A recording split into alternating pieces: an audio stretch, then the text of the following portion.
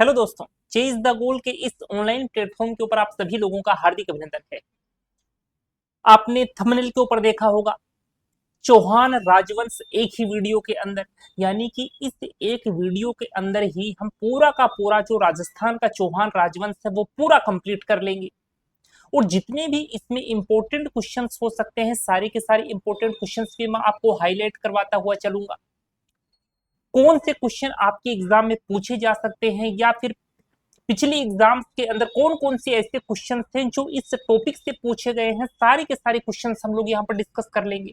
यानी कि कुल मिलाकर के बात इतनी सी है कि आपने यदि इस पूरे कंप्लीट वीडियो को पूरा देख लिया तो आपके चौहान राजवंश से आने वाले किसी भी प्रकार के कोई भी क्वेश्चन गलत नहीं होंगे, इस बात की मैं आपको गारंटी दे सकता हूं। तो अपने पढ़ने का सीक्वेंस क्या रहेगा? सबसे पहले हम लोग यहाँ पर पढ़ेंगे जालोर के चौहान, जालोर के चौहान पढ़ेंगे। उसके अलावा हम लोग यहाँ पर रणथंभौर के चौहान पूरे कंप्लीट पढ़ेंगे। और तीसरी बार हम लोग यहाँ पर पढ़ेंगे अजमेर के चौहान, और हम लोग सिरोही के चौहान को लेकर के भी बात करेंगे। ठीक है, तो दोस्तों यदि आपको हमारा ये प्रयास पसंद आए, आपको हमारा ये वीडियो पसंद आए, तो इस वीडियो को ज्यादा से ज्यादा लोगों तक शेयर करिएगा, वीडियो को लाइक करिएगा।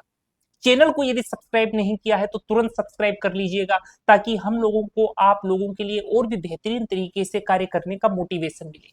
वैसे इस क्लास को हम लोग लाइव ही रखने वाले थे, लेकिन अपने पास बैटरी बैकअप नहीं है, बीच में यदि लाइट चली जाती है तो उस केस में जो अपना सिस्टम है वो शट डाउन हो जाएगा, और जितनी भी वीडियो हम लोगों ने रिकॉर्ड की होगी सारी की सारी वीडियो क्या हो जाएगी, लॉस्ट हो जाएगी। इसलिए इस क्लास को हम लोग ऐसे ही रिकॉर्ड कर रहे हैं। ठीक है, तो सबसे पहले हम लोग यहाँ पर बात करेंगे जालोर के चौहान की।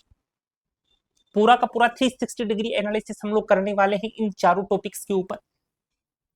तो यहां पर सबसे पहले हम लोग बात करने वाले हैं जालोर के चौहान।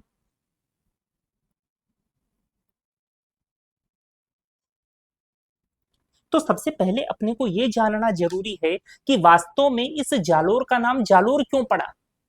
स्टार्टिंग में क्या था कि यहाँ पर जाल वृक्ष जो है वो बहुतायत में थे, काफी ज्यादा अमाउंट में यहाँ पर जाल वृक्ष पाए जाते थे। तो उसी जाल वृक्ष के बाहुल्य के कारण इस जालोर का क्या नाम पड़ा, जालोर पड़ा।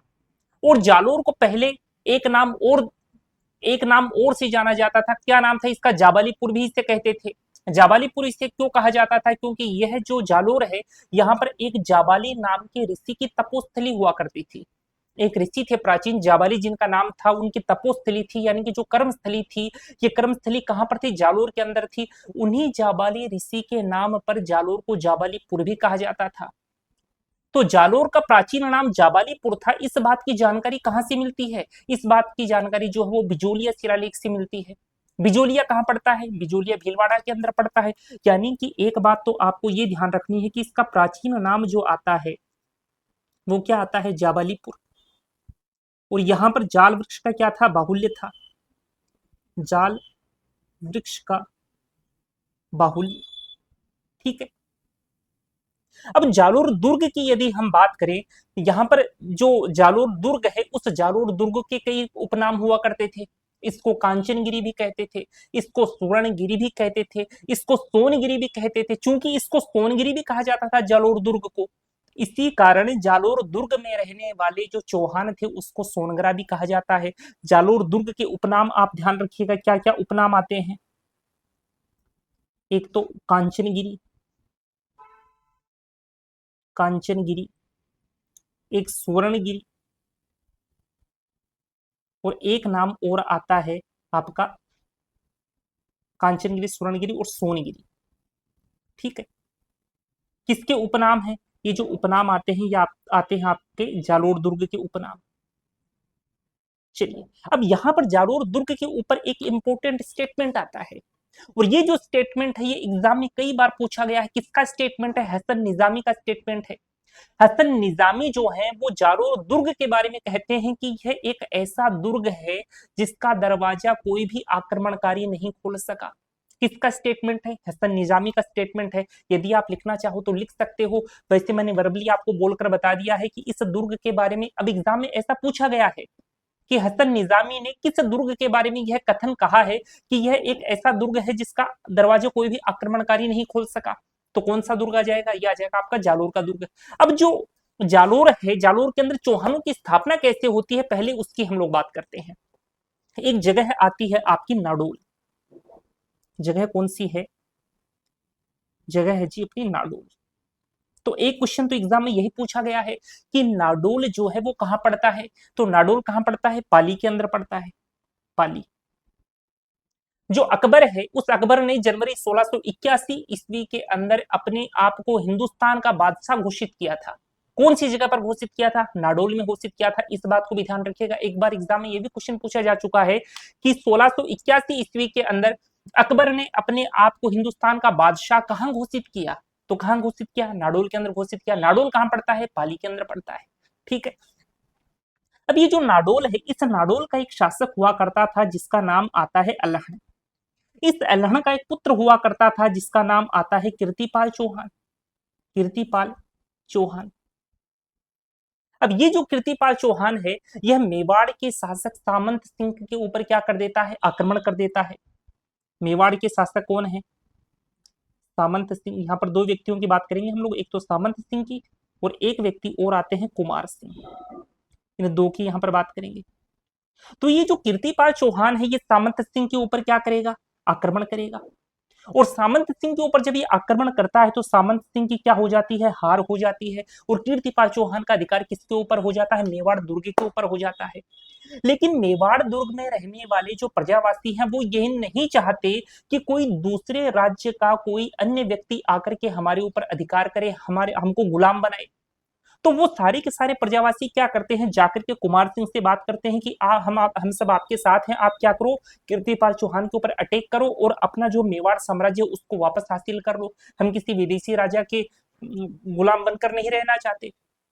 अब जो कुमार सिंह है और सारे के सारे प्रजावासी हैं, सारे के सारे सैनिक मंडली है, जाकर के किसके ऊपर अटैक करेगी, कीर्तिपाल चौहान के ऊपर अटैक कर देती है। और कीर्तिपाल चौहान वहां से भागता हुआ कहां पहुंच जाता है, जालोर पहुंचता है। और वहां पर 1181 ईस्वी के अंदर किसकी स्थापना कर देता है, जालोर के अंदर चौहान वंश की स्थापना कर देता है।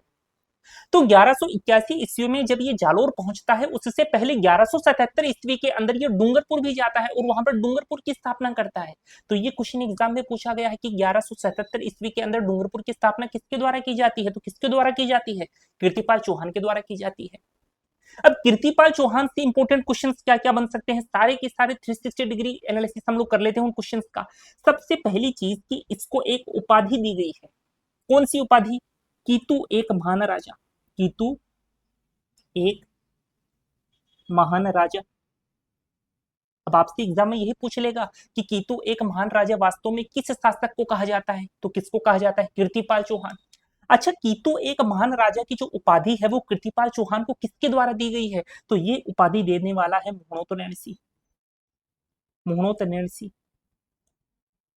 अब नाम आ गया मोहनोत नैणसी का, तो मोहनोत नैणसी से रिलेटेड क्या क्या क्वेश्चन आपके वीडियो एग्जाम में पूछे जा सकता है। जैसे अब जो रिसेंटली जो एग्जाम होने वाले हैं, जैसे आपका वीडियो का एग्जाम हुआ, जैसे आपका राजस्थान रोडवेज भर्ती हुई जिसमें परिचालक का एग्जाम हुआ, बस कंडक्टर का एग्जाम हुआ, या फिर बस ड्राइवर का एग्जाम हुआ, ये क्लास इन सभी एग्जाम्स के लिए रामबाण क्लास है।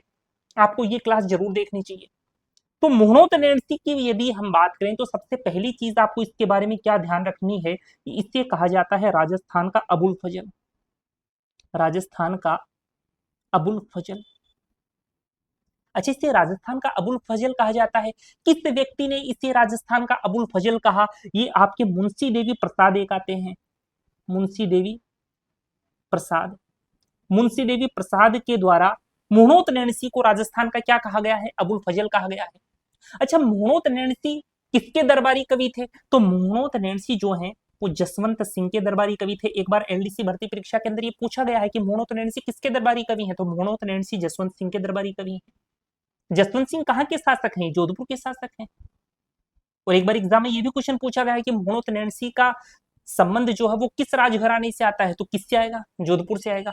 इसके अलावा ये भी एक बार पूछा गया है कि मोहनोत नैणसी जो है जिन्हें राजस्थान का अबुल फजल कहा जाता है, उनके द्वारा एक रचना की गई है, वो रचना क्या कहलाती है, राजस्थान की रचना का नाम लिखता हूं मैं, मोहनोत नैणसीरी ख्यात, मोहनोत नैणसीरी ख्यात। इस मुहणोत नैणसीरी ख्यात को राजस्थान का प्रथम ऐतिहासिक ग्रंथ कहा जाता है। एग्जाम में पूछ ली कि राजस्थान का प्रथम ऐतिहासिक ग्रंथ कौन सा, तो मुहणोत नैणसीरी ख्यात। रचनाकार कौन है, मुहणोत नैणसी है। मुहणोत नैणसी का संबंध किस राजघराने से है, जोधपुर राजघराने से है। मुहणोत नैणसी किसके राजकवि थे, तो किसके राजकवि थे, जसवंत सिंह के राजकवि थे। मुहणोत नैणसी का को कौन सी उपाधि दी गई है, तो राजस्थान का अबुल फजल कहा गया है। किसके द्वारा कहा गया है, मुंशी देव प्रसाद के द्वारा कहा गया है।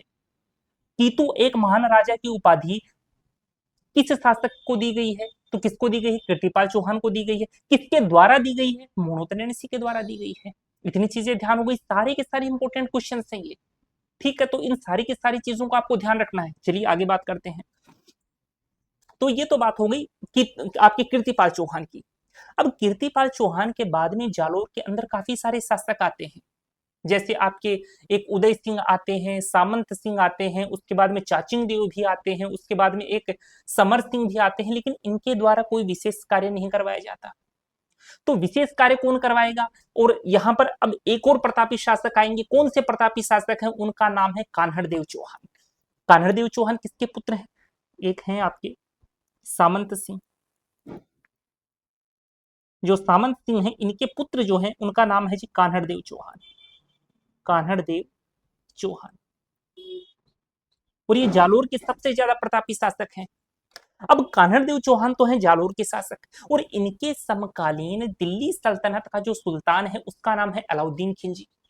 अलाउद्दीन खिलजी के दो प्रमुख सेनापति हैं, एक तो है उलूग खां और एक है नुसरत खां। अब अलाउद्दीन खिलजी हमेशा से यही चाहता है कि वह अपने साम्राज्य का विस्तार करे।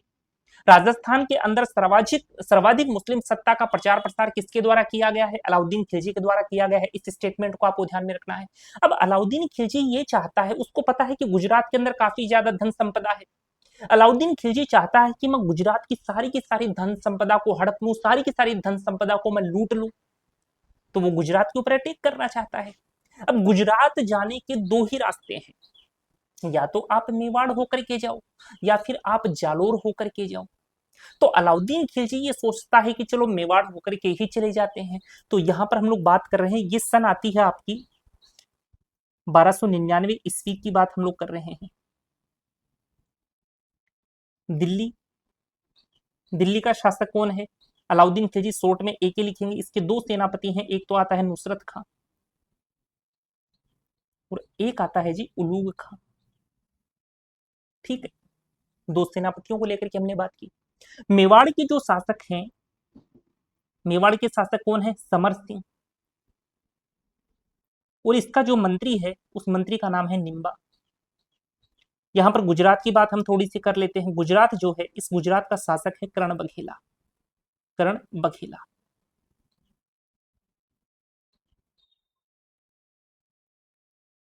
बघेला। ठीक है, हमने क्या बात की, अलाउद्दीन खिलजी चाहता है कि गुजरात की धन संपदा लूटे। गुजरात जाने के दो ही रास्ते हैं, या तो आप मेवाड़ होकर के जाओ या फिर आप जालोर होकर के जाओ। अलाउद्दीन खिलजी ने यह चुना है कि वह मेवाड़ होकर के जाएगा। अब उसके दोनों सेनापति अपनी सेना के साथ किधर से निकलते हैं, मेवाड़ से निकलते हैं। और जैसे ही इस बात का पता निम्बा को चलता है, तो निम्बा बर्दाश्त करेगा क्या, बिल्कुल बर्दाश्त नहीं करेगा। कोई दूसरी सेना जो है वो अपनी सीमा से निकल रही है, तो निम्बा बर्दाश्त नहीं करेगा। निम्बा मंत्री है समर सिंह का, जाकर के किसको बोलता है, समर सिंह को बोलता है कि अपनी सेना की अपना अपना जो साम्राज्य है इसकी सीमा से किसी अन्य जो अपना दिल्ली है, उस दिल्ली के अलाउद्दीन खिलजी की सेना गुजर रही है। तो समर सिंह क्या बोलता है, ऐसे मत गुजरने देना, कुछ ना कुछ टैक्स ले लो उससे। तो निम्बा क्या करता है, काफी ज्यादा टैक्स लेता है। किससे लेता है टैक्स, नुसरत खां उलूग खां से लेता है, यानी कुल मिलाकर के अलाउद्दीन खिलजी से ही टैक्स ले लेता है।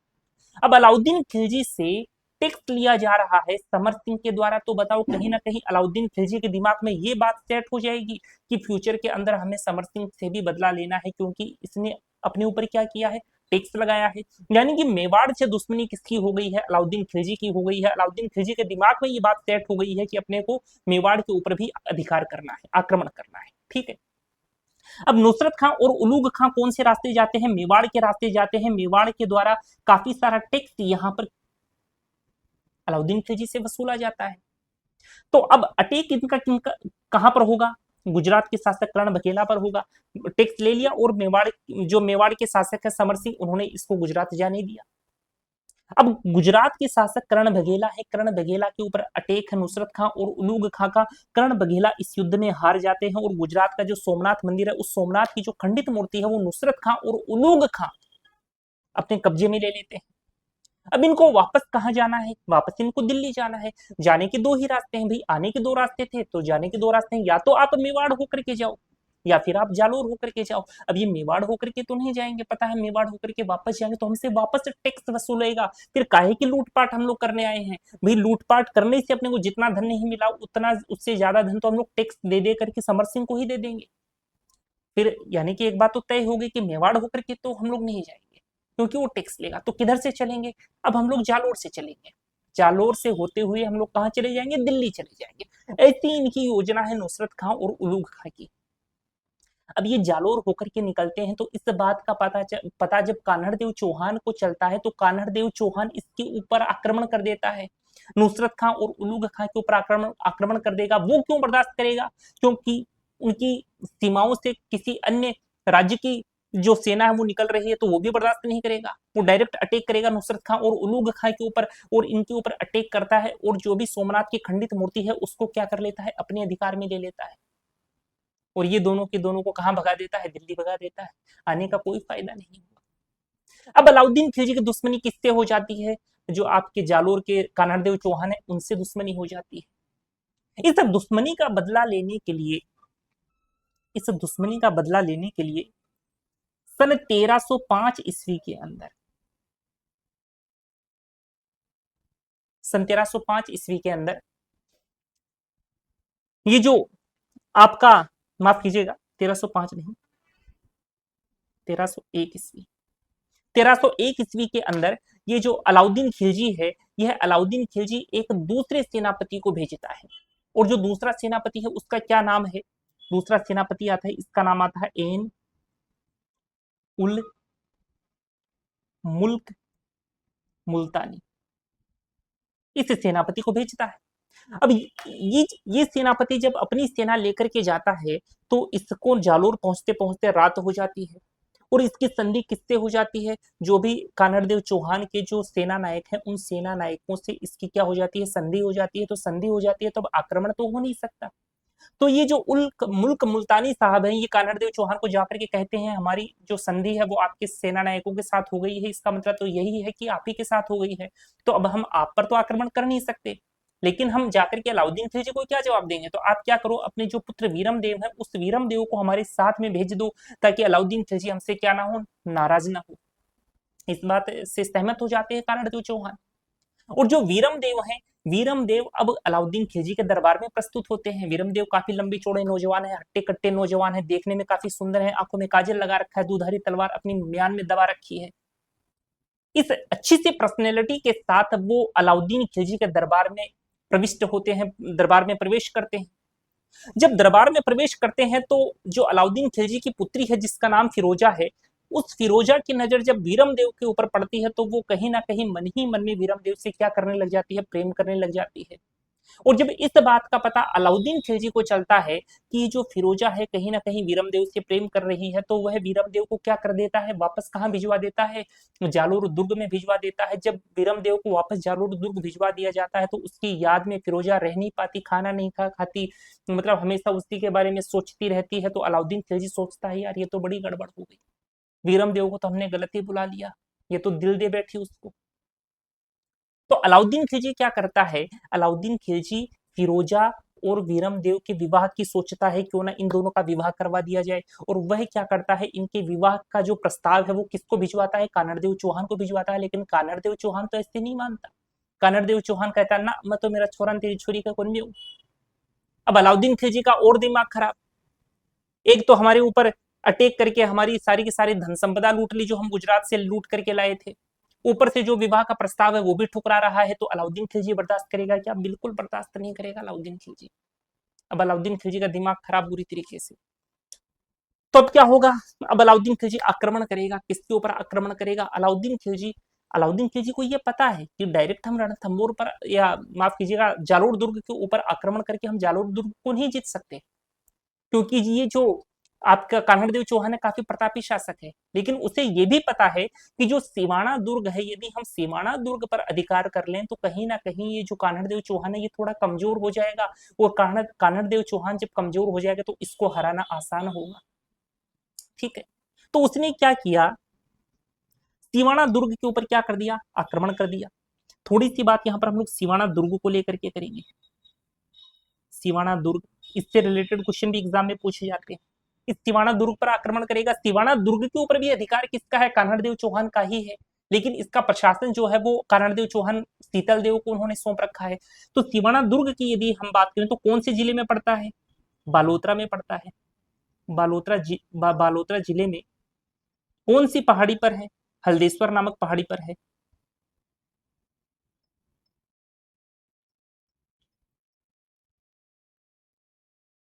इसके कुछ उपनाम भी आते हैं।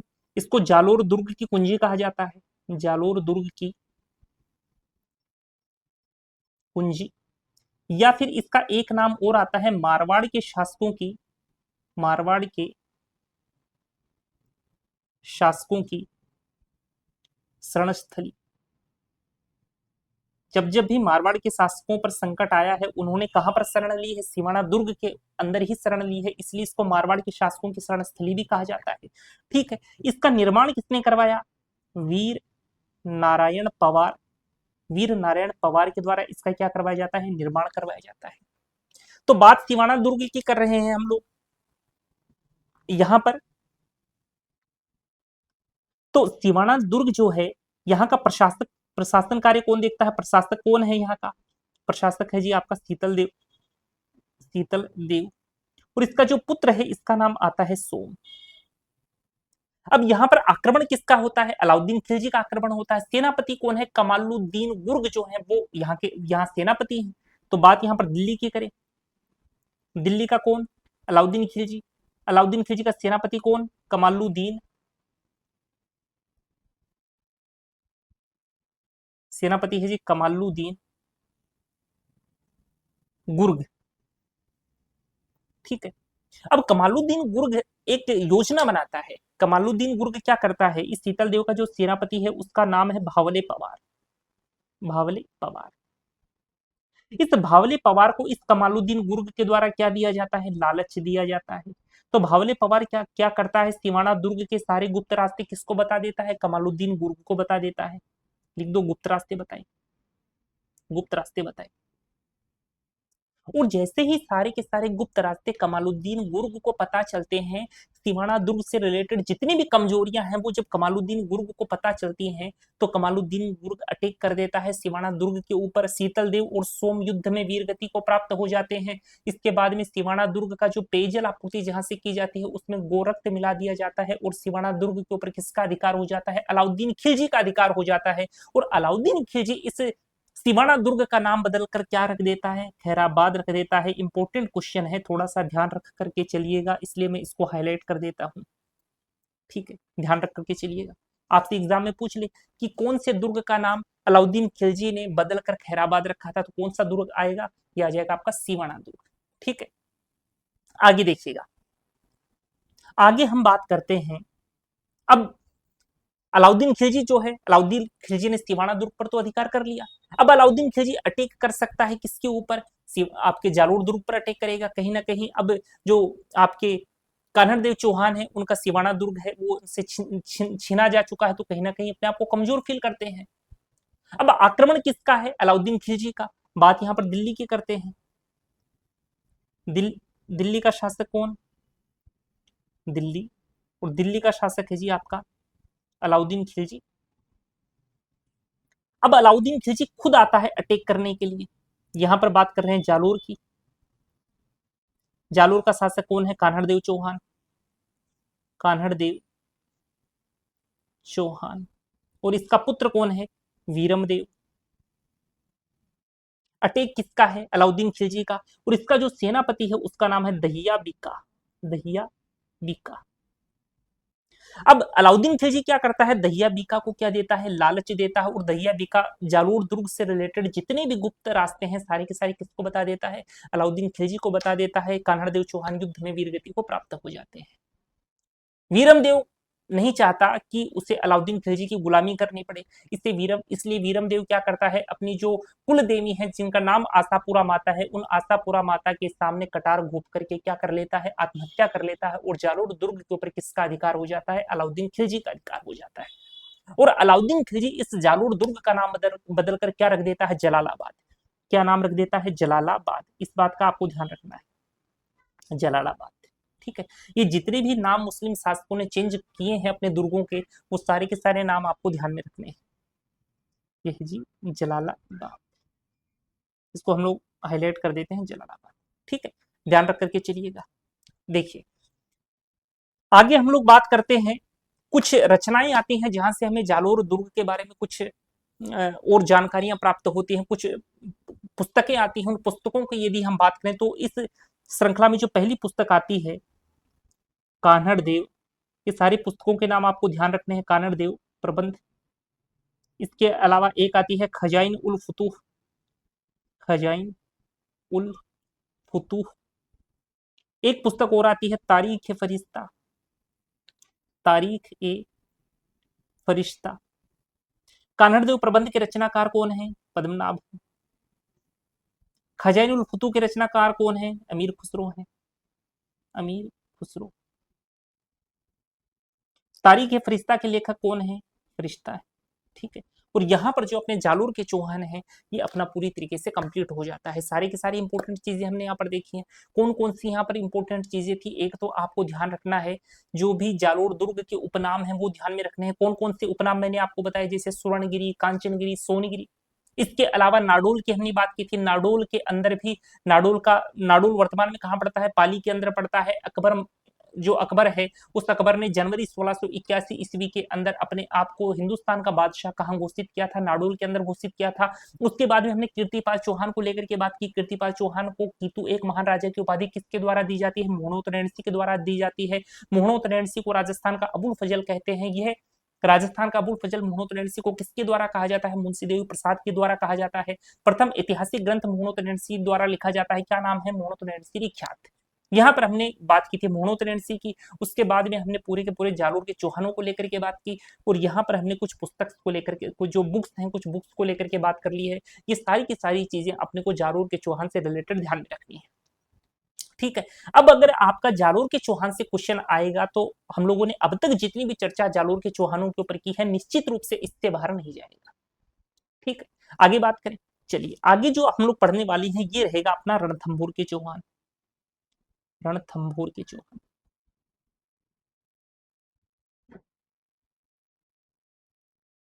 चलिए जी, रणथंभौर के चौहानों की बात करने से पहले कम से कम पहले अपने को रूपरेखा पता होनी चाहिए कि रणथंभौर की चौहानों की स्थापना वास्तव में की किसने है।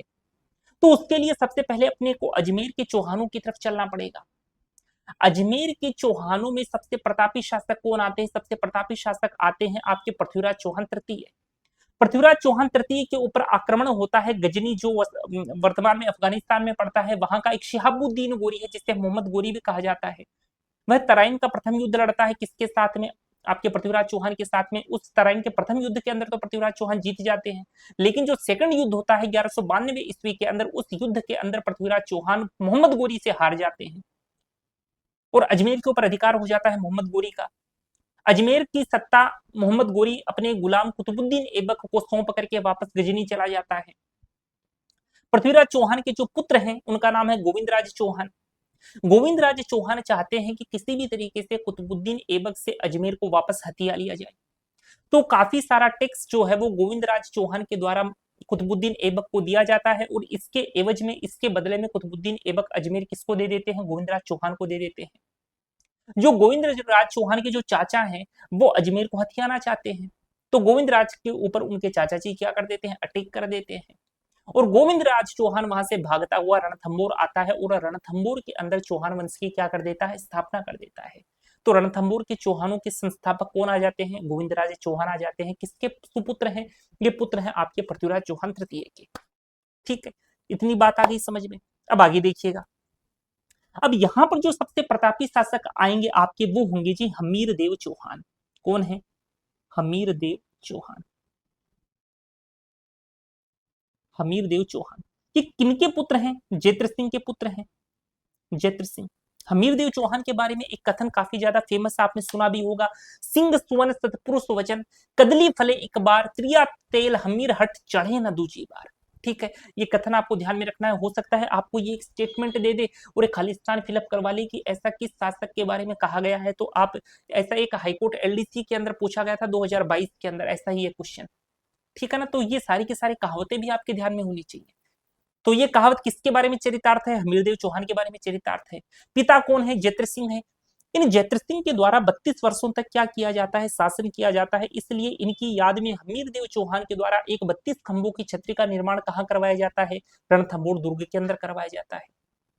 हमीरदेव चौहान उसी छतरी में बैठ करके न्यायकारी किया करते हैं। न्याय की जो भी चीजें संभालनी होती हैं, सारी की सारी चीजें यहाँ पर हमीरदेव चौहान के द्वारा संभाली जाती हैं उसी 32 खंभों की छतरी के अंदर बैठ करके। इसलिए इस 32 खंभों की छतरी को न्याय की छतरी भी कहा जाता है। एग्जाम में क्वेश्चन पूछ ले कि न्याय की छतरी किस दुर्ग के अंदर स्थित है, तो किस दुर्ग में स्थित है? आपके रणथंभौर दुर्ग में स्थित है। किसकी याद में इसका निर्माण कार्य करवाया गया? जैत्र सिंह की याद में करवाया गया। कितने खंभों की है? 32 खंभों की छतरी है। ठीक है, जो हमीरदेव चौहान है इन्हें हठी हमीर भी कहा जाता है। हठी हमीर भी कहा जाता है। और इनके द्वारा कोटीय यज्ञों का क्या करवाया जाता है? आयोजन भी करवाया जाता है। ठीक, अब बात करते हैं, तराइन का प्रथम युद्ध होता है 1191 ईस्वी में। इसके जस्ट 100 साल के बाद में, यानी कि 1291 ईस्वी में एक युद्ध होता है जिसे कहा जाता है झाइन का युद्ध। झाइन का युद्ध किस किस के बीच होता है ये झाइन का युद्ध? एक तो अलाउद्दीन, ये आपके दिल्ली का सुल्तान है इस वक्त, जलाउद्दीन खिलजी। हम लोग बात कर रहे हैं 1291 ईस्वी की। युद्ध है आपका झाइन का युद्ध। झाइन का युद्ध। दिल्ली का कौन है? दिल्ली का है आपका जलाउद्दीन खिलजी। शॉर्ट में जेके लिख दिया मैं। यहाँ यहाँ पर हम लोग बात करें रणथंभौर की।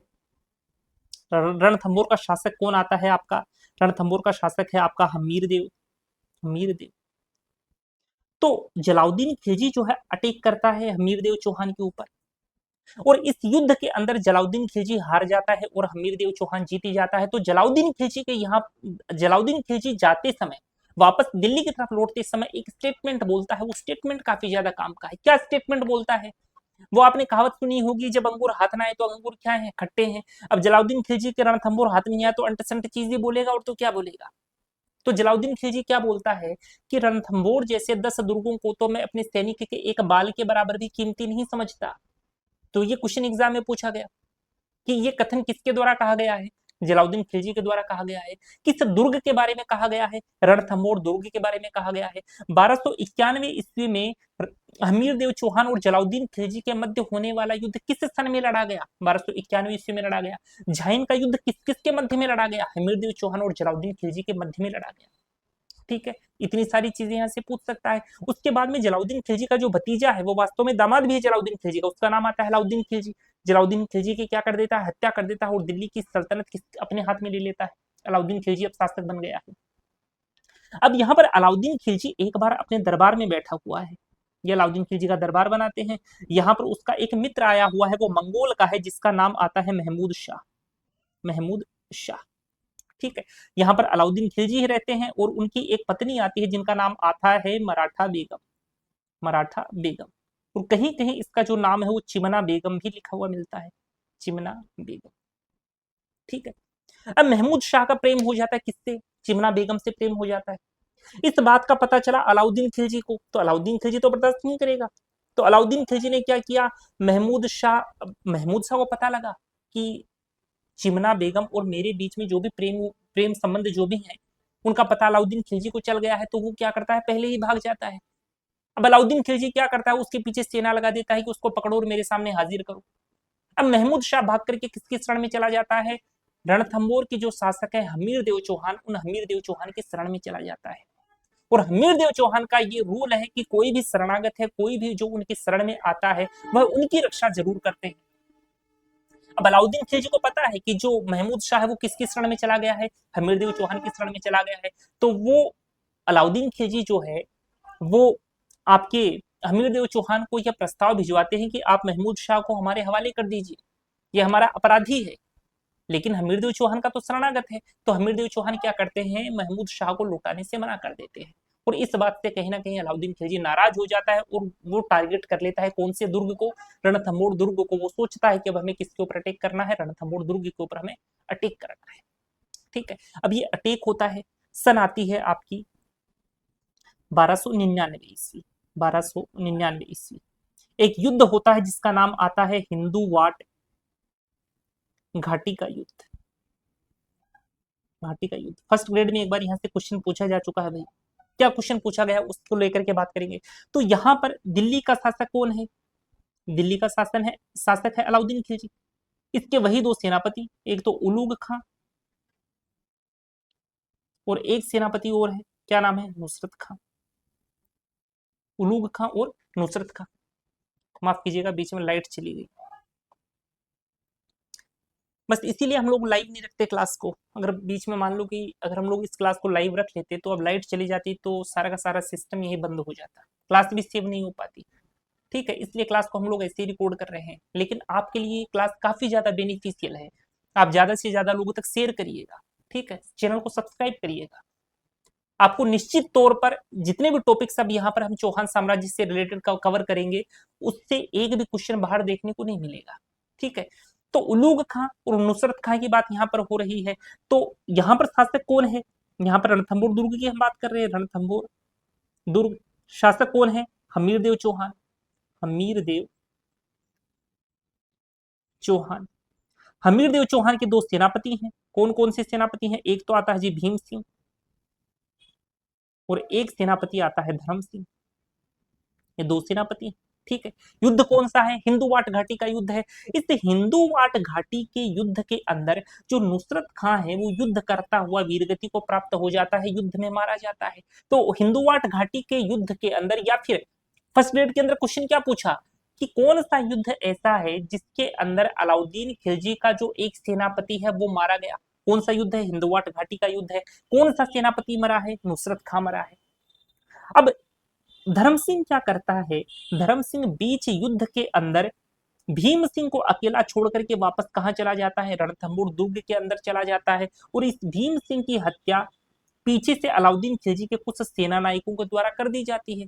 लेकिन इस युद्ध में विजय किसकी होती है? हमीरदेव चौहान की तो यहाँ पर जीत होती है, और जो अलाउद्दीन खिलजी है, इस अलाउद्दीन खिलजी की यहाँ पर क्या हो जाती है? हार हो जाती है। लेकिन भीम सिंह जो है वो वीरगति को प्राप्त होते हैं, और इधर जो नुसरत खां है उनका भी यहाँ पर क्या हो जाता है? खात्मा हो जाता है। ठीक है, अब जब धर्म सिंह वापस रणथंभौर दुर्ग के अंदर पहुंचते हैं तो हमीरदेव चौहान कहीं ना कहीं भीम सिंह की मौत का जो जिम्मेदार है वो किसको मानते हैं? धर्म सिंह को मानते हैं, और इस धर्म सिंह को सेनापति पद से हटा देते हैं, और इसका जो आपका भतीजा आता है जिसका नाम भोज है, इस भोज को सेनापति पद पर क्या कर दिया जाता है? नियुक्त कर दिया जाता है। अब धर्म सिंह जो है किसी ना किसी तरीके से उसकी आपके हमीरदेव चौहान की चापलूसी करके या फिर और कुछ कार्य करके वापस क्या बन जाता है? सेनापति बन जाता है, और भोज को सेनापति पद से हटा दिया जाता है। और निराश हुआ भोज वापस किसके पास जाता है? अलाउद्दीन खिलजी के पास चला जाता है, और अलाउद्दीन खिलजी को वापस रणथंभौर दुर्ग के ऊपर आक्रमण करने के लिए क्या कर देता है? प्रेरित कर देता है। अब वापस आक्रमण करेगा रणथंभौर दुर्ग के ऊपर। कौन आक्रमण करेगा? अब आक्रमण करेगा आपका अलाउद्दीन खिलजी। ठीक है, अब वापस रणथंभौर दुर्ग के ऊपर आक्रमण होगा, और इस रणथंभौर दुर्ग के ऊपर अब जो आक्रमण होता है, इस आक्रमण के अंदर जो अलाउद्दीन खिलजी है इसके साथ में अमीर खुसरो भी आता है। ठीक है, अब देखिएगा यहां पर तो है जी आपका दिल्ली। दिल्ली का शासक कौन है? अलाउद्दीन खिलजी। यहां पर बात कर रहे हैं रणथंभौर की। रणथंभौर का शासक कौन? हमीरदेव चौहान। यहाँ पर इसकी पत्नी की भी हम लोग बात करेंगे। इसकी जो पत्नी आती है उसका नाम आता है रंग देवी। इसके दो सेनापतियों की बात करेंगे, एक तो आएगा रणमल और एक आएगा रतिपाल। ये दो क्या है? इसके सेनापति हैं। ठीक है, अलाउद्दीन खिलजी क्या करता है? इन दोनों सेनापतियों को लालच दे करके अपने में मिला लेता है।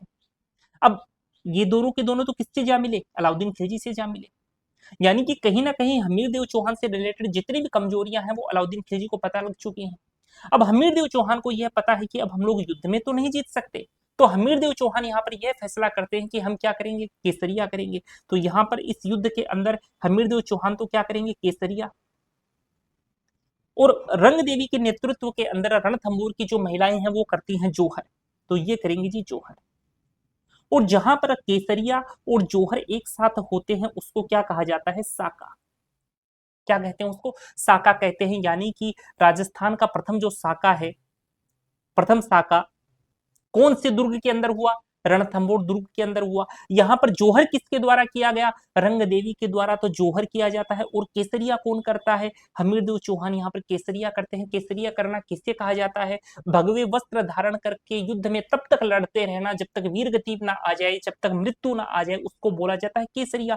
और जोहर के अंदर क्या करते हैं, जीवित ही अग्नि प्रवेश करते हैं, जीवित ही अग्नि के अंदर चले जाते हैं, जला करके अपने आप को भस्म कर देते हैं, उसको कहा जाता है जोहर। तो जहां पर भी जोहर और केसरिया की घटनाएं साथ में होती हैं उसको बोला जाता है साका। अब यहां से एक इंपॉर्टेंट क्वेश्चन पूछा जा सकता है आपसे, ये भी ऐसे पूछ ले कि राजस्थान का प्रथम साका कहां पर हुआ, तो राजस्थान का जो पहला साका है किसके अंदर हुआ, रणथंभौर दुर्ग के अंदर हुआ। और एक चीज और ध्यान रखिएगा, अर्ध साका भी थोड़ा सा आपको जानकारी होनी चाहिए अर्ध साका की। अगर केसरिया या फिर जोहर में से कोई एक ही चीज हो, चाहे केसरिया हो चाहे जोहर हो, इनमें से जब एक ही चीज घटित होती है तो उसे क्या कहा जाता है, उसे कहा जाता है जी अर्धसाका। ठीक है। अब आक्रमण किसका है, अलाउद्दीन खिलजी का है। हमीरदेव चौहान जो है युद्ध में वीरगति को प्राप्त हो जाते हैं, रंग देवी जोहर कर लेती हैं। और इसकी जो पुत्री आती है जिसका नाम आता है देवल। देवल जो है वो एक पदम तालाब है रणथंभौर दुर्ग के अंदर। जब हम लोग दुर्गों की चर्चा करेंगे तो वहां पर हम लोग डिटेल में चीजों को देखेंगे। देवल पदम तालाब के अंदर कूद करके क्या कर लेती है, आत्महत्या कर लेती है। यानी कि यहाँ पर तो जल जोहर भी हुआ है, क्योंकि देवल ने जल जोहर किया है ना, जल में कूद करके एक तरीके से आप जल समाधि ले ली है, ऐसा समझ सकते हो। तो एग्जाम में यदि ऐसा पूछ ले कि राजस्थान का पहला जल जोहर कहां पर हुआ, तो किसको कहोगे आप, रणथंभौर दुर्ग के अंदर हुआ है। जोहर पूछे या फिर जल जोहर पूछे या राजस्थान का प्रथम साका पूछे, सारी की सारी जो महत्वपूर्ण घटनाएं कहां पर घटित हो रही हैं, ये सारी की सारी महत्वपूर्ण घटनाएं घटित हो रही हैं आपके रणथंभौर दुर्ग के अंदर। ठीक है, तो यहाँ पर रणथंभौर दुर्ग का ये जो रणथंभौर के चौहान को जो इतिहास है वो कंप्लीट होता है। अब कुछ बुक्स यहाँ पर भी अपने को ध्यान में रखनी है। वहां पर अपने 3 बुक्स की बात की थी, अब देखो नई बुक्स यहाँ पर आ गई ना, तो पीछे की जो भी बुक्स हैं उनको आप मन ही मन में रिवाइज कर लिया करो। पीछे हमने 3 बुक्स को लेकर के बात की थी, कौन कौन सी बुक्स थी। पहली किताब क्या थी, खजानुल फुतूह, लेखक कौन है, अमीर खुसरो। एक हमने तारीख फरिश्ता की बात की, लेखक कौन है, फरिश्ता। एक हमने कान्हड़देव प्रबंध की बात की, लेखक कौन आते हैं, उसके लेखक आ जाते हैं आपके पद्मनाभ। ठीक है।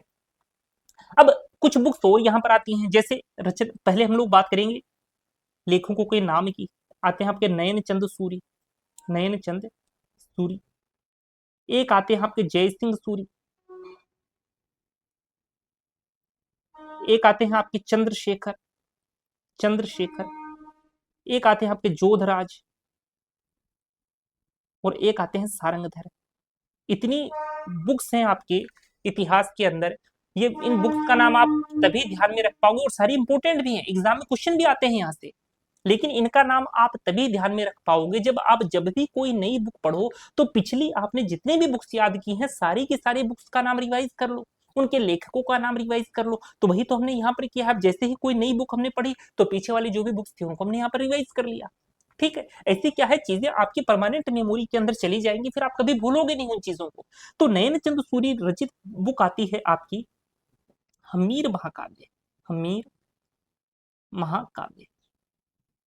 जयसिंह सूरी लिखते हैं हमीर मद मर्दन, हमीर मद मर्दन। चंद्रशेखर लिखते हैं हठी हमीर, हठी हमीर। जोधराज लिखते हैं हमीर रासू, और सारंगधर भी क्या लिखते हैं, हमीर रासू। इन दोनों ने जो भी बुक्स लिखी हैं उनका नाम सेम है, हठी हमीर। चंद्रशेखर लिखते हैं, जयसिंह सूरी यहाँ पर हमीर मद, जयसिंह सूरी हमीर मद मर्दन लिखते हैं, और नए चंद सूरी जो है उनके द्वारा हमीर महाकाव्य लिखा जाता है। अब यहाँ पर एक चीज आपको थोड़ी सी ध्यान में रख लेनी है स्टार लगा करके, यहाँ पर जिस हमीर की बात की गई है वह हठी हमीर नहीं है, ये हमीर सिसोदिया है, जिसकी चर्चा हम लोग कहां पर करेंगे, जब हम लोग मेवाड़ का इतिहास पढ़ेंगे वहां पर इसकी हम चर्चा करेंगे। ये कौन है जी, हमीर सिसोदिया है। यहाँ पर बात किसकी हो रही है, हमीर सिसोदिया की बात हो रही है। यानी कि जो पुस्तक है हमीर मद मर्दन किसके ऊपर बेस्ड है, हमीर सिसोदिया के ऊपर बेस्ड है।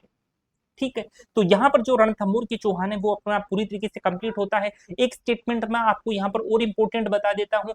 रणथंभौर युद्ध के अंदर जो अमीर खुसरो है, अमीर खुसरो भी किसके साथ आता है? अलाउद्दीन खिलजी के साथ आता है। और जब रणथंभौर दुर्ग के ऊपर अधिकार हो जाता है अलाउद्दीन खिलजी का, तो अमीर खुसरो के द्वारा एक स्टेटमेंट बोला जाता है कि आज कुर्फ का गढ़ किसका गढ़ हो गया? इस्लाम का घर हो गया। तो इस बात का ध्यान रखिएगा, इंपॉर्टेंट क्वेश्चन है, एग्जाम में कई बार पूछा गया है, हो सकता है आपके भी पूछा जाए। ठीक है, तो ये जो स्टेटमेंट है, एक तो अब देखो अभी हाल ही में हमने 2-3 स्टेटमेंट देखे। जैसे हसन निजामी का स्टेटमेंट देखा जालोर दुर्ग को लेकर के। जालोर दुर्ग के लिए हसन निजामी ने क्या कहा कि यह एक ऐसा दुर्ग है जिसका दरवाजा कोई भी आक्रमणकारी नहीं खोल सका। एक स्टेटमेंट हमने देखा जब हम लोगों ने झाइन के युद्ध की बात की। झाइन के युद्ध के अंदर हमने देखा था कि जलाउद्दीन खिलजी यह बोलता है कि रणथंभौर जैसे 10 दुर्गों को तो मैं अपने एक सैनिक के बाल के बराबर भी इंपॉर्टेंट नहीं समझता, महत्वपूर्ण नहीं समझता। एक स्टेटमेंट ये हमने बात की। और एक कुर्फ का गढ़ किसका घर हो गया? इस्लाम का घर हो गया। स्टेटमेंट किसका आता है? अब आपका अमीर खुसरो का स्टेटमेंट आता है। एक झाइन का दुर्ग, आप ध्यान रखिएगा, ये जो झाइन का दुर्ग है, इस झाइन के दुर्ग को रणथंभौर की कुंजी भी कहा जाता है। ठीक है, चलिए जी, जैसे ही लाइट आएगी तो मैं वापस आपके सामने हाजिर हो जाऊंगा। ठीक है, हाँ, तो ये तो हमारी बात हो गई रणथंभौर के चौहानों से रिलेटेड। अब और बात किसको लेकर के अपने को करनी है? एक आता है जी अपना अजमेर के चौहान, अजमेर या फिर सांभर के चौहान।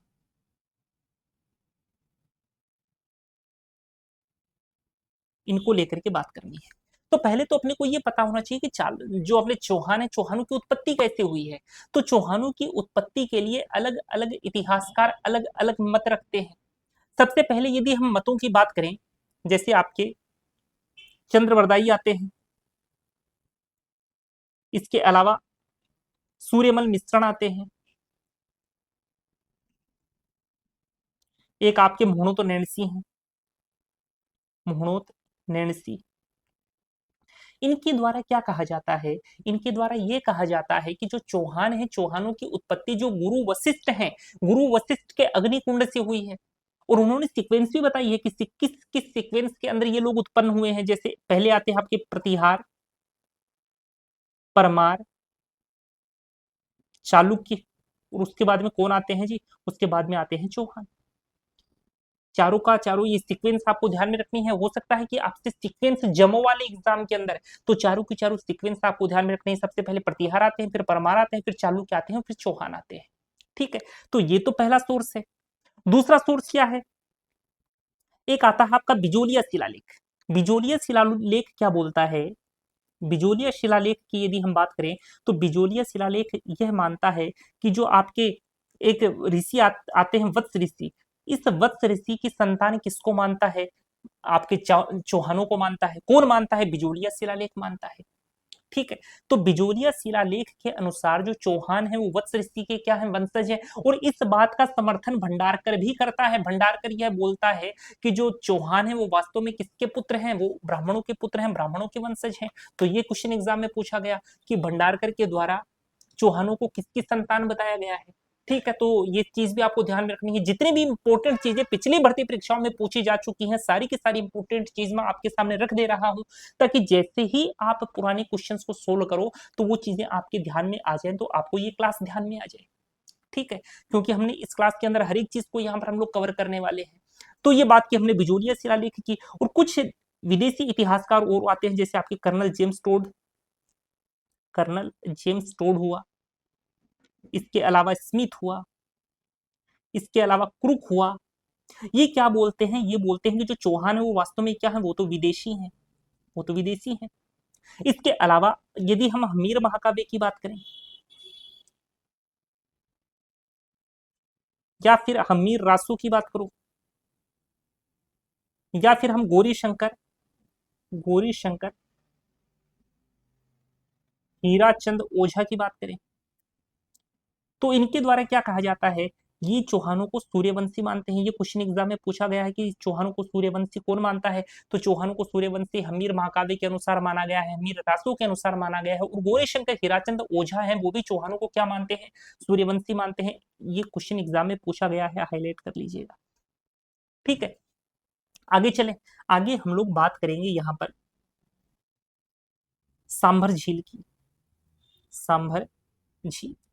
जो सांभर झील के आसपास का जो क्षेत्र था ये कहलाता था सपादलक्ष क्षेत्र, सपादलक्ष क्षेत्र। और इस सपादलक्ष क्षेत्र की जो राजधानी हुआ करती थी ये हुआ करती थी अहिछत्रपुर। अहिछत्रपुर का वर्तमान नाम आपसे पूछ सकता है कि अहिछत्रपुर का वर्तमान नाम क्या है, तो इसका वर्तमान नाम जो है वो आता है आपका नागौर। किसकी राजधानी है? सपादलक्ष क्षेत्र की राजधानी है। यहाँ का एक व्यक्ति आता है, कौन? वासुदेव चौहान। इस वासुदेव चौहान के द्वारा 551 ईस्वी के अंदर चौहान वंश की क्या की जाती है? स्थापना की जाती है। इसलिए जो आपका वासुदेव चौहान है इसे आपका चौहानों का क्या कहा जाता है? आदि पुरुष कहा जाता है। इंपॉर्टेंट क्वेश्चन है, काफी बार एग्जाम में पूछा गया है, हाईलाइट करके चलिएगा इस लाइन को आप लोग। ठीक है, इसके अलावा बिजोलिया शिलालेख यहां तक बोलता है कि जो वासुदेव चौहान है, इस वासुदेव चौहान के द्वारा ही सांबर झील का क्या करवाया जाता है? निर्माण करवाया जाता है। फिर एक शासक और आते हैं, खैर हम लोग थोड़ी सी बात और कर लेते हैं। वासुदेव चौहान के बाद में और भी कई सारे शासक आते हैं, जिसमें एक शासक आता है आपका दुर्लभ राज फर्स्ट। दुर्लभ राज फर्स्ट एक शासक ये है। अब दुर्लभ राज फर्स्ट के समय में एक महत्वपूर्ण घटना घटती है जो आपको ध्यान में रखनी है। इस दुर्लभ राज के शासन काल के अंदर ही अजमेर के अंदर पहली बार मुस्लिमों का क्या होता है? आक्रमण होता है। पहली बार इसके शासन काल में ही क्या होता है? मुस्लिमों का आक्रमण होता है। थोड़ी लाइन लिख देता हूं मैं, पहली बार मुस्लिमों का अजमेर पर क्या होता है? आक्रमण होता है। ठीक है, अब दुर्लभ राज के जो पुत्र आते हैं उनका नाम क्या आता है? गुवक फर्स्ट। इनके द्वारा भी एक महत्वपूर्ण कार्य करवाया जाता है। गुवक फर्स्ट क्या करवाते हैं? जो आपका हर्षनाथ मंदिर है, हर्षनाथ मंदिर कहां पर है? सीकर के अंदर स्थित है। तो हर्षनाथ मंदिर का निर्माण करवाते हैं और वहां पर लिंगोद्भव शिव की क्या करवाते हैं? प्रतिमा की स्थापना करवाते हैं। तो लिख सकते हो आप, हर्षनाथ मंदिर में लिंगोद्भव शिव की प्रतिमा इनके द्वारा लगवाई जाती है। प्रतिमा लगवाई। और खास बात क्या है कि पूरे के पूरे राजस्थान प्रदेश के अंदर ऐसी एकमात्र प्रतिमा आपको हर्षनाथ मंदिर के अंदर ही देखने को मिलेगी। किसके द्वारा लगवाई गई है? गुवक फर्स्ट के द्वारा लगवाई गई है। इंपॉर्टेंट क्वेश्चन है, थोड़ा ध्यान में रख करके चलिएगा। ठीक है, उसके बाद में यहाँ पर एक शासक और आते हैं, जैसे हम लोग बात कर लेते हैं वत्सराज द्वितीय की। वत्सराज द्वितीय, खैर ये उतने इंपॉर्टेंट नहीं है तो वत्सराज द्वितीय की बात नहीं करेंगे, डायरेक्ट हम लोग बात कर लेते हैं आपके अजय राज चौहान की।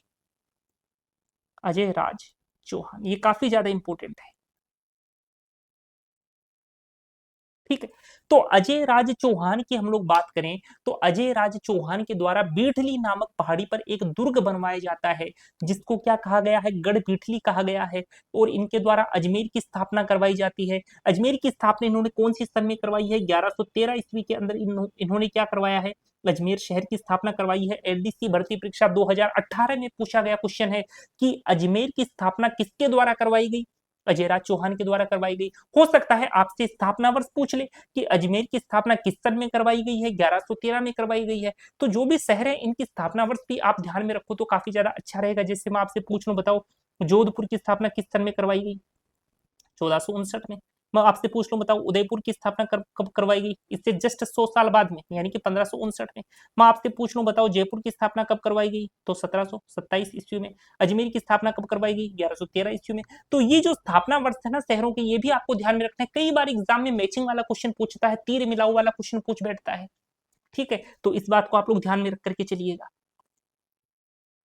तो बीठली नामक पहाड़ी के ऊपर इन्होंने एक दुर्ग का निर्माण करवाया। उस दुर्ग को हम लोग उसके उपनाम लिख लेते हैं। एक तो उसको गढ़ बीठली बोला जाता है, उसको अजय मेरू दुर्ग भी बोला जाता है।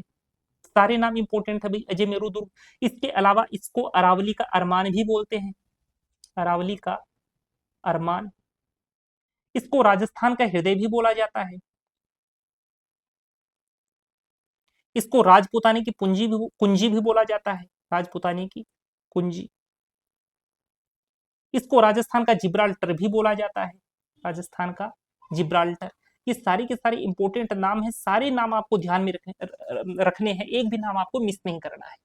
अब बीठली नामक पहाड़ी पर इन्होंने गढ़ बीठली दुर्ग का निर्माण करवाया है। और काफी ज्यादा वक्त निकल गया और ये जो गढ़बेटरी दुर्ग है, जो अजय मेरू दुर्ग है, ये थोड़ा सा टूट फूट गया है, यह मरम्मत मांग रहा है।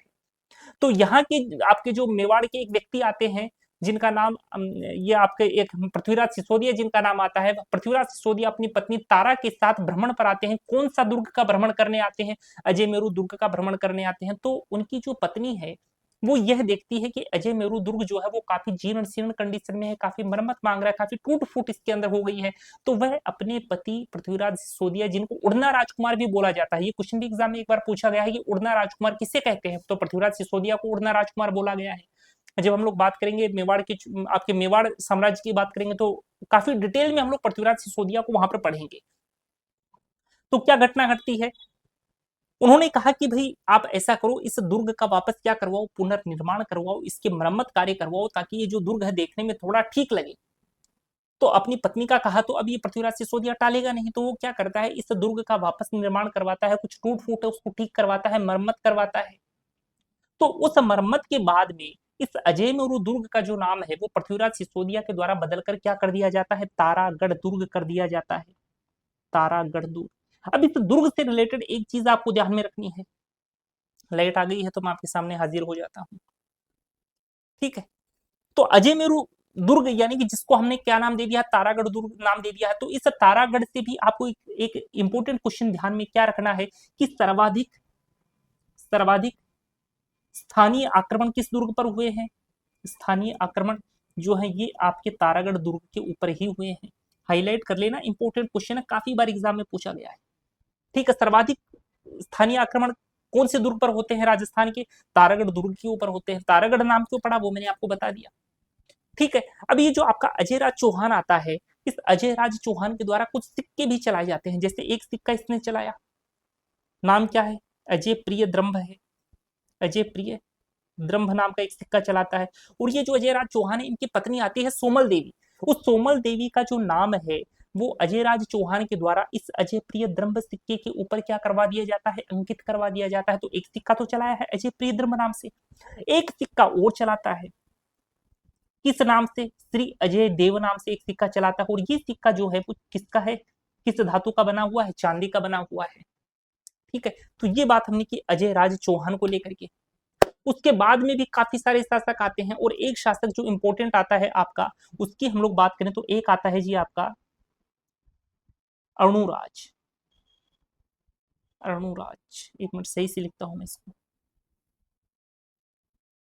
अरुणुराज, ये भी इंपॉर्टेंट शासक है। इसको आना जी भी बोलते हैं। इसका जो एक पुत्र आता है जगदेव, इस जगदेव के भी बड़े बड़े चर्चे हैं, काफी एक कुख्यात कार्य इसके द्वारा किया जाता है, उसको लेकर के भी हम लोग बात करेंगे। तो ये जो अरुणोराज है, आना जी है, इसके द्वारा कुछ स्थापत्य कार्य करवाया जाता है। तो स्थापत्य कार्य की बात करें तो इसके द्वारा आपके पुष्कर के अंदर एक मंदिर का निर्माण करवाया जाता है, वराह मंदिर जिसको बोला जाता है। आप कभी पुष्कर जाओ तो आप देखना एक बड़ा सा मंदिर है, वहां पर दिखेगा आपको, वराह मंदिर है। निर्माता कौन है उसके? आना जी है निर्माता है। इसके अलावा अजमेर के अंदर एक आना सागर झील का निर्माण इनके द्वारा करवाया जाता है। कौन सी झील बनवाते हैं? आना सागर झील। आना सागर झील। आना सागर झील किन दो पहाड़ियों के बीच में स्थित है? तो एक तो आती है आपकी तारागढ़, और आपकी दूसरी पहाड़ी कौन सी आती है? एक तो तारागढ़ आती है और एक आता है आपका नाग पहाड़। नाग पहाड़, इन दो पहाड़ियों के बीच में आना सागर झील स्थित है। कौन सी नदी के ऊपर बनाई गई है? लूनी या फिर चंद्रा नदी के पानी को रोक करके किस झील का निर्माण करवाया? आना सागर झील का निर्माण करवाया गया है। अब अगर थोड़ी सी बात हम लोग यहाँ पर दिल्ली में मुगलों की करें तो दिल्ली में मुगल पहले कौन आता है? बाबर आता है। बाबर के बाद में कौन आता है? हुमायूं, उसके बाद में अकबर, उसके बाद में जहांगीर, उसके बाद में शाहजहां। तो जहांगीर घूमने आता है आना सागर झील पर, और आना सागर झील के किनारे इसके द्वारा एक सुभाष उद्यान लगवाया जाता है। सुभाष उद्यान, जिसको दौलत बाग भी बोलते हैं। दौलत बाग। जहांगीर के बाद में उसका जो सुपुत्र है शाहजहां, शाहजहां भी यहाँ पर घूमने आता है, और शाहजहां के द्वारा यहाँ पर 12 दरी का निर्माण करवाया जाता है। 12 दरी का निर्माण करवाया। तो आना सागर झील के किनारे सुभाष उद्यान भी स्थित है, दौलत बाग भी जिसे बोला जाता है, 12 दरी भी स्थित है। और ये जो आना सागर झील है तारागढ़ और नाग पहाड़ के मध्य में स्थित है। लूनी और चंद्रा नदी के पानी को रोक करके आना सागर झील का निर्माण करवाया गया है। अरुणोराज के द्वारा वराह मंदिर का निर्माण भी करवाया जाता है। वराह मंदिर, बनवाया। कहाँ बनवाया है? पुष्कर, अजमेर में। ठीक है। अब ये जो जगदेव है, इस जगदेव के द्वारा अपने पिता अर्णोराज की क्या कर दी जाती है? हत्या कर दी जाती है। इसलिए जगदेव को चौहानों का क्या कहा जाता है? पितृहंता। पितृहंता, क्योंकि पिता की हत्या करता है इसलिए इसको पितृहंता कहा गया है। पितृहंता। ठीक है। इस एक वीडियो में मैं आपको सब चौहान कंप्लीट करवा दूंगा और सारी की सारी चीजें आपके दिमाग में सेट हो जाएंगी। ठीक है। वराह मंदिर को लेकर के हमने बात कर ली। फिर आगे जो महत्वपूर्ण शासक एक आते हैं आपके, ये आते हैं विग्रहराज। विग्रहराज चतुर्थ, जिनको विसल देव भी बोला जाता है। विसल देव, एक बार तो एग्जाम में यही पूछ लिया कि इसमें से कौन सा राजा ऐसा है जिसका नाम विसल विसल देव है? तो कौन सा शासक है जी ऐसा? विग्रहराज चतुर्थ है। विग्रहराज से रिलेटेड काफी सारे पॉइंट ऐसे हैं जो काफी ज्यादा इंपॉर्टेंट है। पहली चीज तो ये कि जो विग्रहराज चतुर्थ है, इसका जो शासन काल है वो चौहानों का स्वर्ण काल कहलाता है। चौहानों का क्या कहलाता है? स्वर्ण काल कहलाता है। चौहानों का स्वर्ण काल। ठीक है। उसके बाद में इसके द्वारा एक नाटक लिखा जाता है। वो नाटक कौन सा है? हरिकेली नाटक। उसकी भाषा कैसी है, उसमें किस चीज का वर्णन है, ये दोनों चीजें एग्जाम में पूछी जा चुकी हैं। तो नाटक कौन सा लिखता है? ये हरिकेली नाटक लिखता है। इस हरिकेली नाटक की भाषा कैसी है? संस्कृत भाषा है। इसके अंदर वर्णन किस चीज का मिलता है? इसके अंदर भगवान शिव एवं अर्जुन के मध्य जो युद्ध होता है महाभारत के अंदर, महाभारत की अगर महाभारत सीरियल आपने देखा तो उसमें आपने देखा होगा कि जो अर्जुन है और भगवान शिव का जो युद्ध है वो महाभारत सीरियल के अंदर दिखाया गया, श्री कृष्णा के अंदर भी दिखाया गया, तो आप देख सकते हैं वहां से। तो उस युद्ध का जो वर्णन है वो किस नाटक के अंदर मिलता है? हरिकेली नाटक के अंदर मिलता है। भगवान शिव व अर्जुन के मध्य युद्ध युद्ध का वर्णन मिलता है। कौन सी भाषा में लिखा गया है? संस्कृत भाषा में लिखा गया है। इस हरिकेली नाटक की कुछ पंक्तियां आपको कुछ स्मारकों पर भी देखने को मिल जाती हैं। जैसे 2.5 दिन का झोपड़े के ऊपर आपको हरिकेली नाटक की पंक्तियां लिखी हुई मिल जाएंगी। इसके अलावा आप राजा राम मोहन राय के स्मारक की बात करोगे, राजा राम मोहन राय का स्मारक कहाँ पर है? ये आपका ब्रिस्टल के अंदर है। ब्रिस्टल कहाँ पड़ता है? इंग्लैंड में पड़ता है। तो उस स्मारक के ऊपर भी हरिकेली नाटक की कुछ पंक्तियां उत्कीर्ण की गई हैं। विग्रहराज चतुर्थ को एक उपाधि भी दी गई है। क्या उपाधि है? कवि बांधव। ये भी इंपॉर्टेंट है भाई क्वेश्चन। कवि बांधव, जिसको कई जगह पर कटी बांधव भी लिख देता है। कवि बांधव या फिर कटी बांधव। ठीक है। अब ये जो विग्रहराज चतुर्थ है, इसका एक अन्य नाम आता है विसल देव। तो इसके द्वारा एक गांव भी बसाया जाता है जिसका नाम विसलपुर है। वर्तमान में वहां पर विसलपुर बांध बना हुआ है। इसके अलावा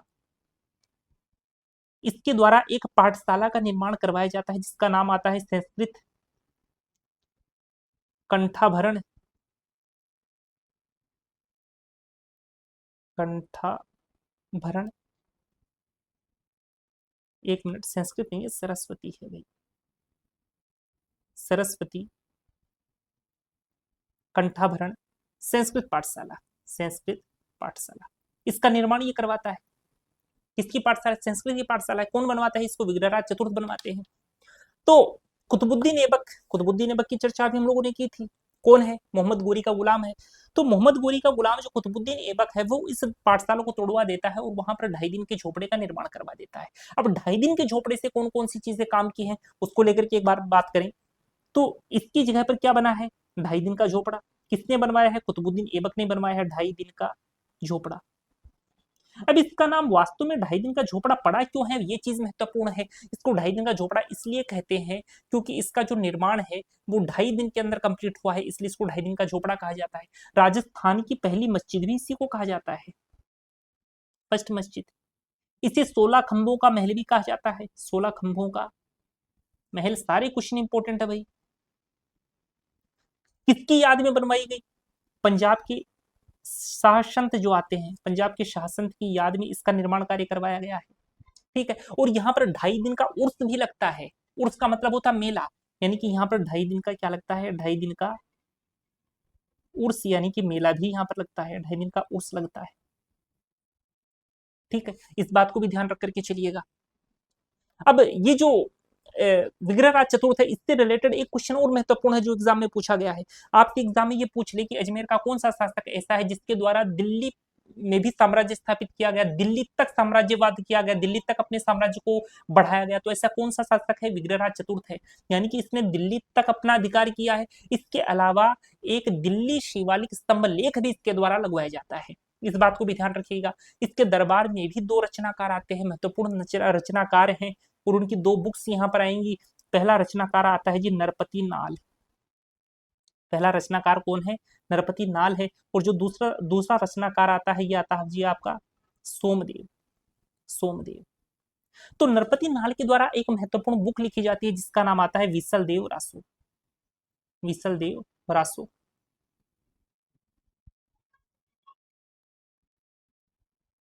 विसल देव रासो।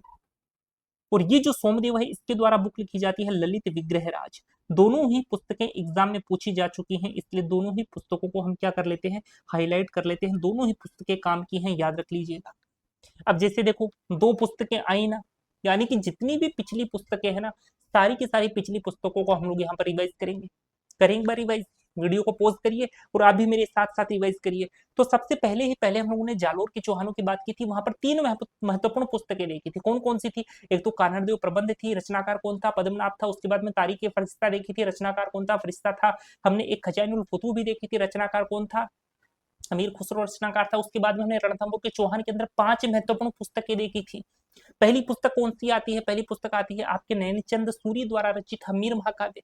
उसके बाद में दूसरी, अब जैसे हमीर महाकाव्य आपने देखा तो आपके दिमाग में ऐसे आना चाहिए कि हमीर महाकाव्य की चर्चा और भी हम लोगों ने कहीं की है क्या?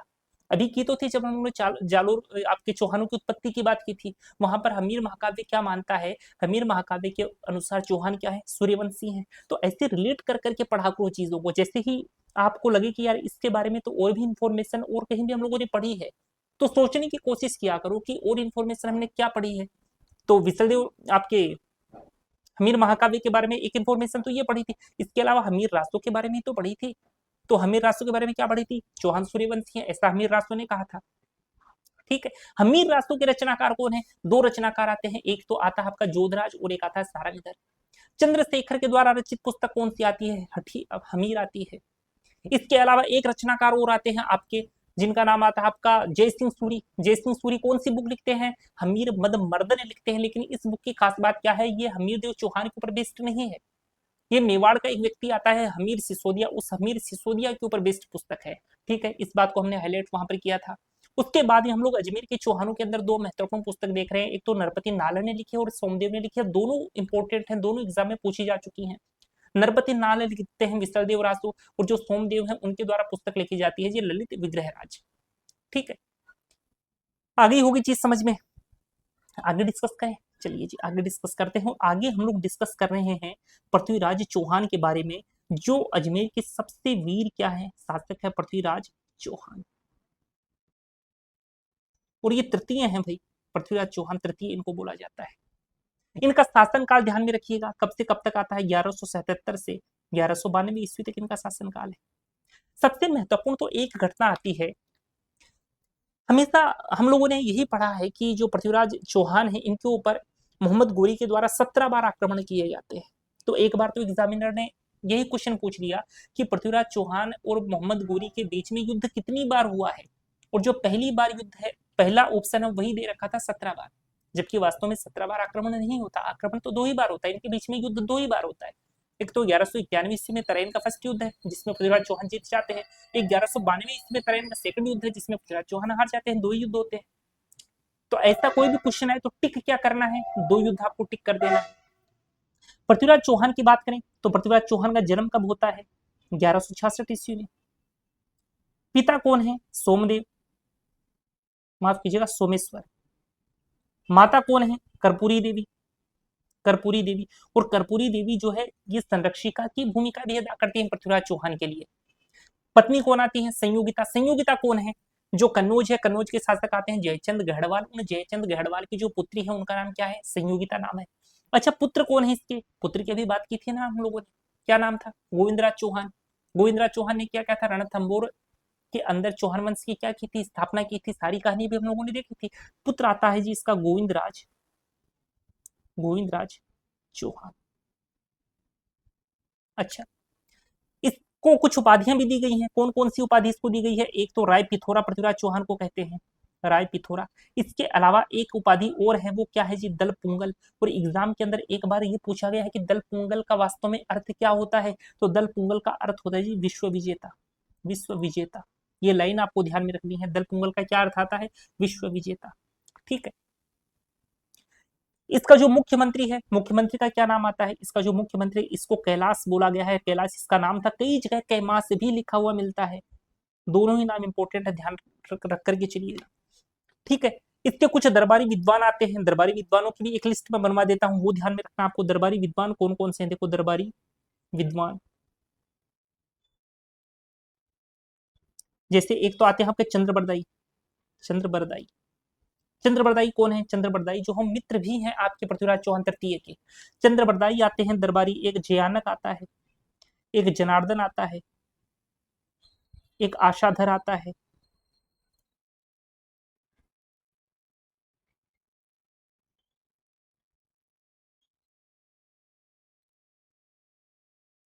एक वागेश्वर भी आता है, एक विद्यापति गोड़ भी आता है। ये सारे नाम आपको ध्यान होने चाहिए, विद्यापति गोड़। ठीक है। हो सकता है कुछ ऐसा क्वेश्चन दे दे कि इनमें से कौन सा दरबारी पृथ्वीराज चौहान तृतीय के दरबार में नहीं था, तो हो सकता है तीन ऑप्शन आपको ये दे दे और कोई एक अलग से दे दे, इसलिए सारे नाम याद रख लेना। ठीक है। अब जो पृथ्वीराज चौहान तृतीय हैं, इनके द्वारा कुछ विद्रोहों का दमन भी करवाया जाता है। जैसे भंडारक जाति विद्रोह कर देती है तो उसका दमन करवाते हैं।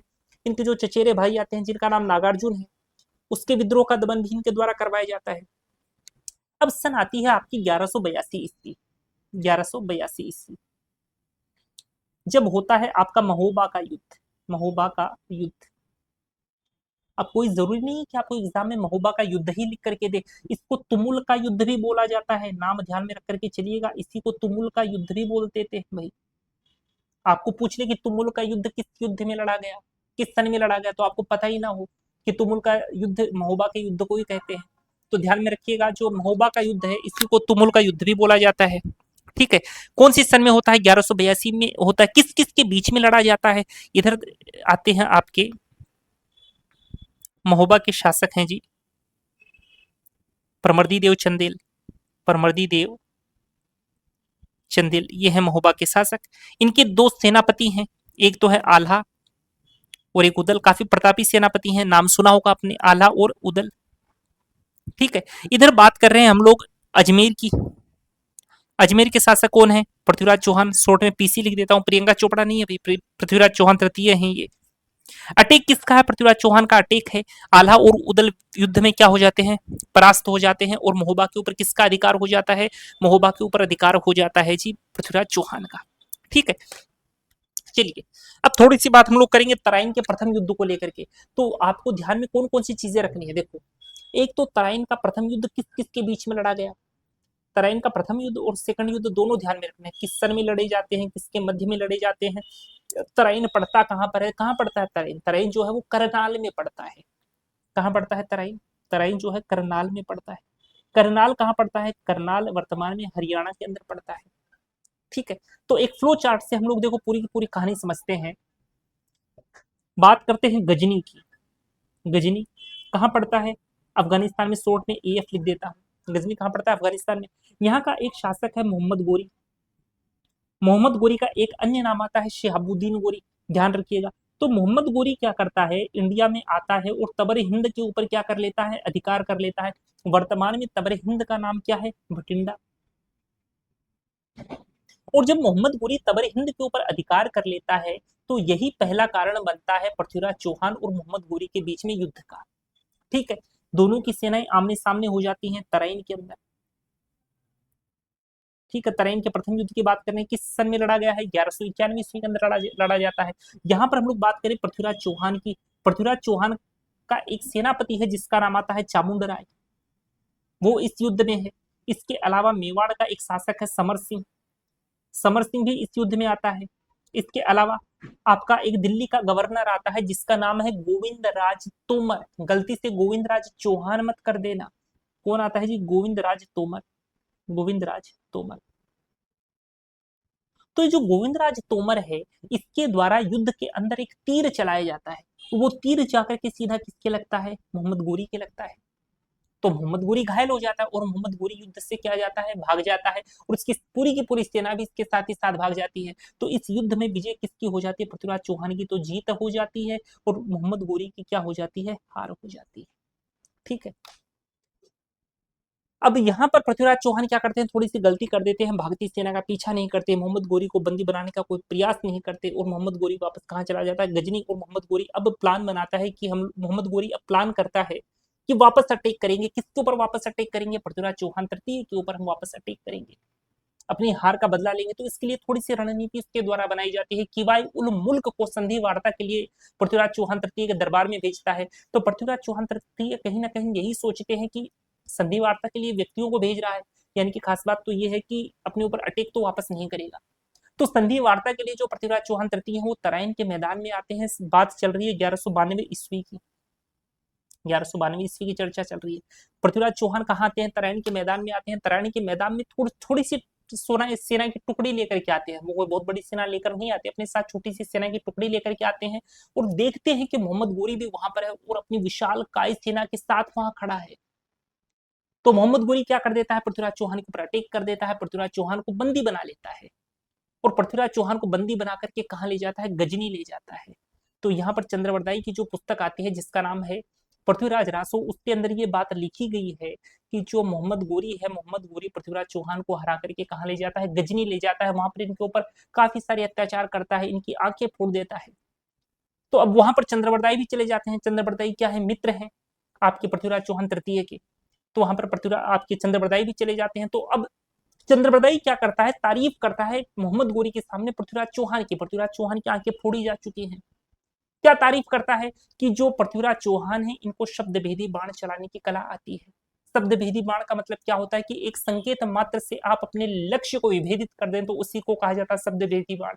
आपको आंखें बंद कर दी जाएंगी आपकी, और आपको बता दिया जाएगा कि यहाँ पर आपका टारगेट है, आपको इसको क्या करना है, टारगेट बनाना है, निशाना बनाना है। तो उसको यदि आप निशाना निशाना बना ले जाते हो तो उसी को कहते हैं शब्दभेदी बाण चलाने की कला। तो इस बात को सुन करके मोहम्मद गोरी काफी ज्यादा खुश होता है। वो चाहता है कि वो भी देखे कि वास्तव में एक अंधा व्यक्ति लक्ष्य को टारगेट बनाता कैसे है।